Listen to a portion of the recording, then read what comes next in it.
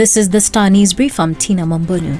The reduction of former President Uhuru Kenyatta's security detail has exposed the sweeping powers Interior Cabinet Secretary Kindiki wields on the safety of the retired head of state. The state has admitted scaling down security personnel guarding Uhuru, but associates of the Jubilee leader say the entire security apparatus has been withdrawn. However, it has emerged that the law gives the security minister a lot of influence in determining how a former head of state is guarded. Get a copy of The Star by subscribing to our e-paper for only 40 shillings by logging on to www.mgazzetti.com.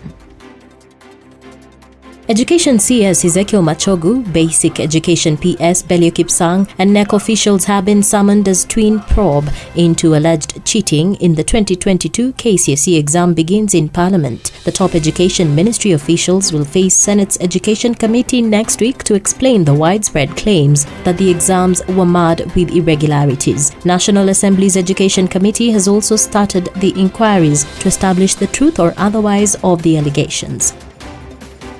More than 2,000 days after human rights lawyer Willie Kimani was killed, the search for justice on Friday wound down to the mastermind being sentenced to death. Kimani was abducted as he left the Mavoko Law Courts in June 2016 alongside his client Josephat Mwendwa and taxi driver Joseph Mwirore. They were all killed and their bodies dumped into River Oldonyo Sabuk. Police officers Frederick Leliman, Stephen Cheburet, Sylvia Onjiko and their informer Peter Ngoge were found guilty of the murder of the three victims. Society should focus more on children whose parents are incarcerated rather than conjugal rights of the inmates, a principal secretary has said.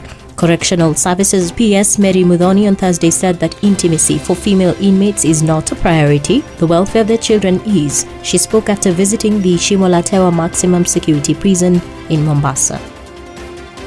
And it began as a stubborn pimple in the neck that would go away but resurface after several months.